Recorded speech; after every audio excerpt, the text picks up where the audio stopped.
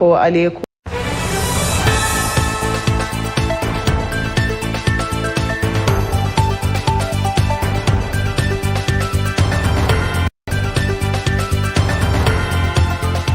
hii ni runinga yako ya OYBN moja kwa moja tukikuletea taarifa.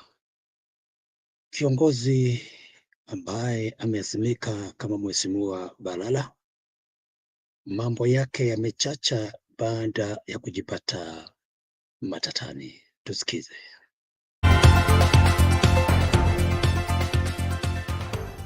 Janet atakuwa na tafsiri taarifa hizi kwa lugha ya ishara. Na tuanze na taarifa ifuatayo ambapo aliyekuwa seneta wa Kakamega Cleophas Malala amepata pigo kubwa baada ya mahakama kuu kuidhinisha kuondolewa kwake kama katibu mkuu wa chama tawala cha UDA. Katika uamuzi wake, Jaji Bahati Mwamuye alitupilia mbali uamuzi uliotolewa na mahakama ya migogoro ya vyama vya kisiasa PPDT ambao uliamrisha Malala kusalia katika afisi yake na nafasi yake kama kaimu katibu katika chama hicho cha UDA.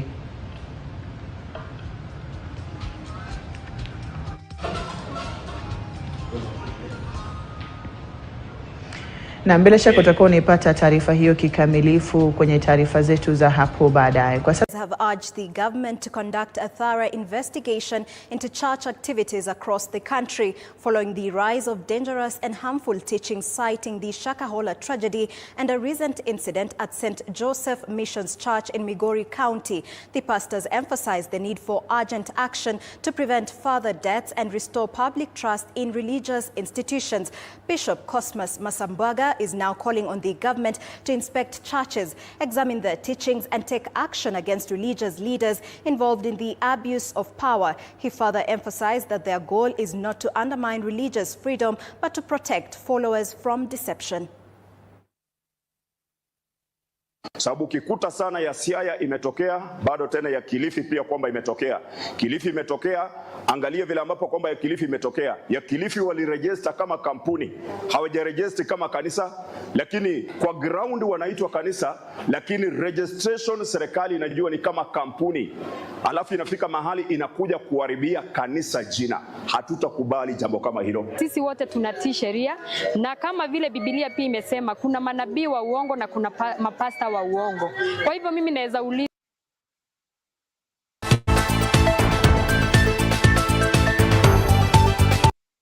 Yote haya unayapata kwa OYBN Breaking News. Kanisa imechacha kwa sababu ya maimbuko kutoka Kilifi. Sasa tuko kwa mlengo wa upande wa Siaya. Tukasikize habari zaidi. Kama if you have a calling as a pastor, ufanye ile kazi Mungu amekuitia kufanya. Hilo jambo hata sisi tukadhambisha, kwa sababu sidhani kama mtumishi mwenye ameteuliwa na Mungu anaweza kuelekeza watu kwa njia zenye hazistahili. Kama kanisa tunafaa tu kujiangalia na kila mtu anachunguza mienendo yake. Mtu asiwe na njia za kupotoshwa ama njia za kupoteshana katika njia ya haki na kweli. Now, the conclave to elect a new pope following the death of Pope Francis will begin on May 7th. The Vatican says cardinals present in Rome made the decision on Monday at their 5th General Congregation attended by 180 cardinals. The conclave will take place in the Vatican Sistine.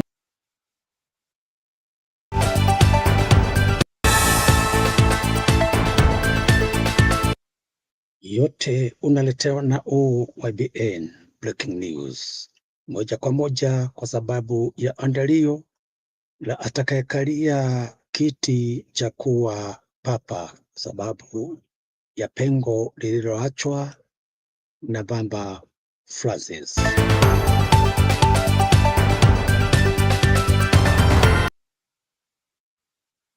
Those days, a special mass is expected to take place on May 7th, with the first votes to be cast on the afternoon, in the afternoon of the same day. Francis, who died 1 week ago on Easter Monday at the age of 88, was laid to rest on Saturday.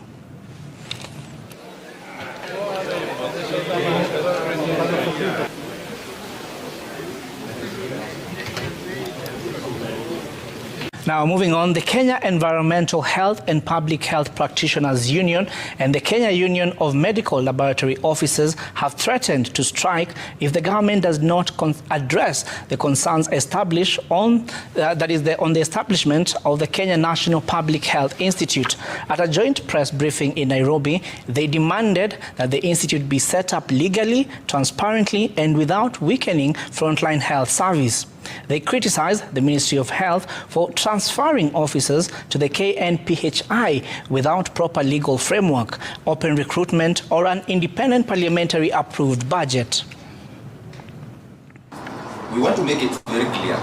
We are not opposing the formation of Kenya Institute of Kenya National Public Health Institute, KNPHI. Yes. We are not opposing it. But the manner in which it is being hurriedly formed raises a lot of eyebrows. Number one, we have a crisis at the Ministry of Health brought about by misadvice by the person who is responsible to advise the government on issues to do with health. What we want is the structures to be in place, and those structures, especially the human resource aspect of it, we have exactly, and interestingly, we have huge shortage at the Ministry of Health. These are ample time, even for the SAGA and Kenya National Public Health Institute to do and advertise, employ. These are ample time to utilize that. Even allocation of the funds, this is the ample time. Yeah? So we are not opposing anything. We are in support of it. But at the end of the day, we want it to follow the due procedure. Murang'a County Governor Irungu. Moving on now, a section of overseas job seekers are now claiming that the government duped them in the Kazi Maju initiative spearheaded by Labour CS Alfred Mutua. The group, which appeared before the Senate Labour Committee today to register their complaints, now want a full refund of the money they paid as part of processing for the jobs in the Gulf countries. Mimi kwanza niliona kwa minister naitwa Ezekiel, nilikuwa nafuata Facebook yake. Sasa vile niliona nikasema wacha ni apply hiyo kazi. Bahati nzuri tukaitwa hapa Kabete. Nikatoka Kisii nikakuja nikafanya application. Hiyo siku tulikuja watu walikuwa wengi sana. Sasa tukafanyiwa interview. Baada ya interview tukaambiwa tulipe pesa ya medical 15,000. Mimi nilipiga simu nyumbani nikaitisha mtu wa chama akanitumia 15,000 na nililipa. Sasa kutoka siku hiyo hatuchaona mwelekeo wa kazi. Tuliambiwa tusubiri, tutaitwa. Mpaka saa hii hatujapata mwelekeo. Now moving on, a middle-aged woman has been shot dead and 3 other people injured after suspected bandits attacked a convoy which was heading to Marigat from Tangul Bay earlier today. While confirming the incident, Loruk Police Station OCS Edward Serem said that the attack happened in Moinonim area in Baringo North. An unknown number of assailants armed with guns shot at a convoy, killing the woman on the spot despite the vehicles being escorted by police. Today's attack comes barely a week after 2 other people were killed in Lobere on the same highway.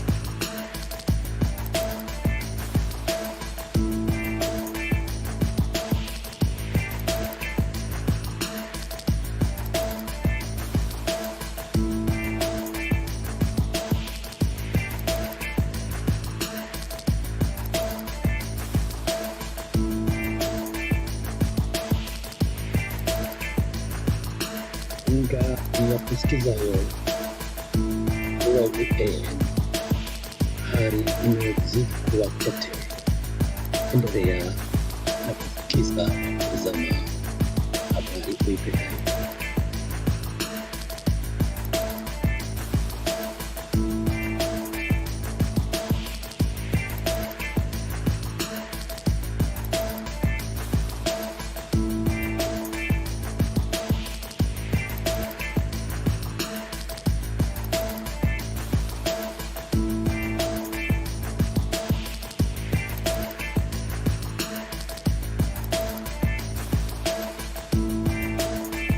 Kwenye barabara kuu ya Sultan Hamud kuelekea Kasikeu, wakati lori lililokuwa limewabeba kusombwa na maji ya mto huo. Daraja hilo halijawekwa vizuizi kufikia sasa.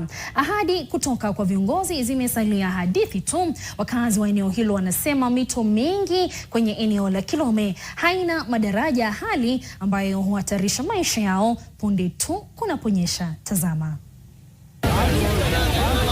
Mwezi Aprili mwaka uliopita, watu 10 waliangamia katika mto huu kwenye barabara ya Sultan Hamud kuelekea Kasikeu.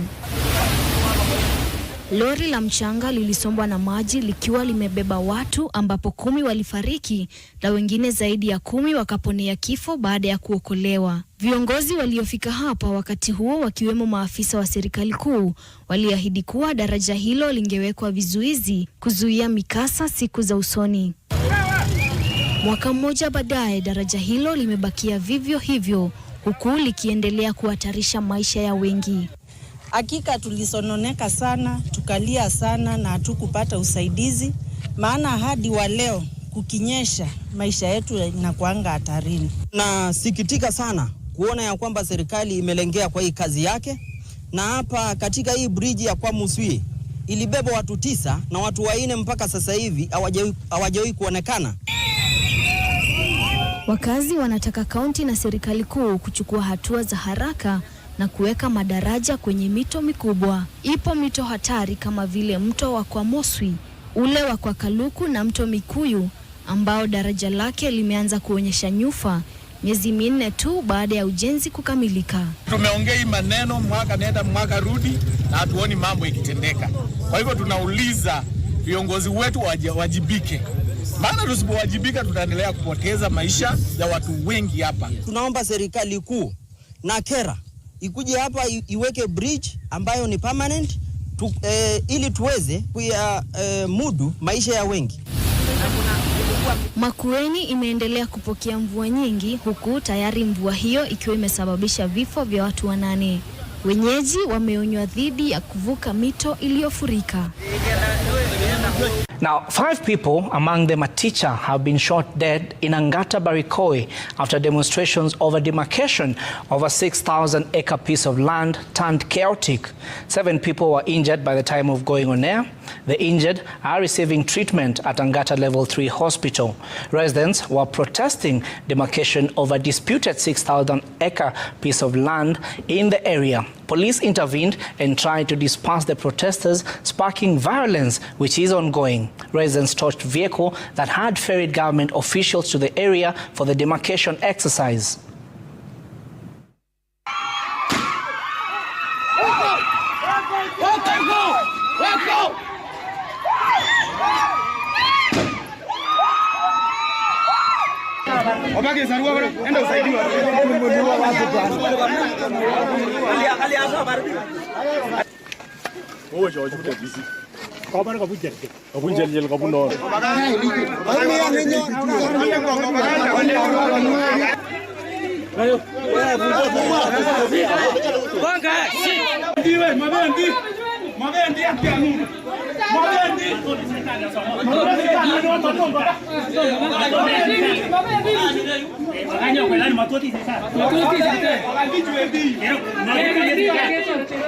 Haki ya Mungu, watu wanawawa bure kwa shamba yao.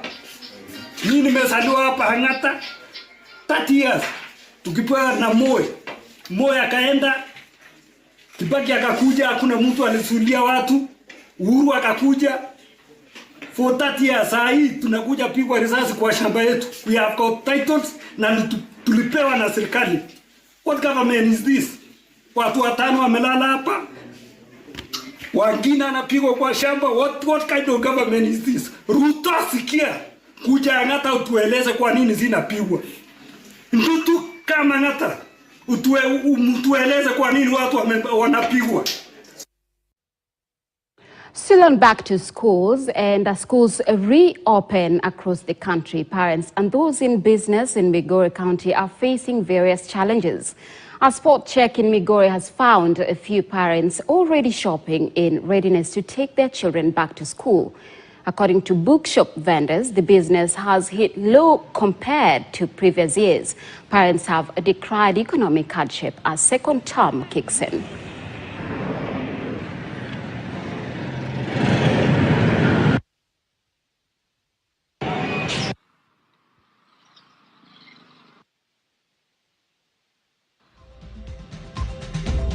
Na hakuna dalili hata kama pesa hakuna ama iko, lakini kulingana na venye tunafanya pesa hakuna. Wazazi wanalia, hawana pesa. Sasa sisi kama watu wenye wanauza vitabu tunalia sana. Wakati kama huu tulikuwa tunapata pesa mingi, lakini kulingana na venye sahii maisha imekuwa ngumu. Wanalia tu, hawana pesa. Sasa wazazi pia wanalia. Sasa hatujui venye serikali watatusaidia. At this time, especially now, we are heading into second term. Second term, there's no much load like first term. So there's a difference. Because mostly people will be talking about the fee balance for first term. And again, when we talk about now, there are things. So it's not heavy like the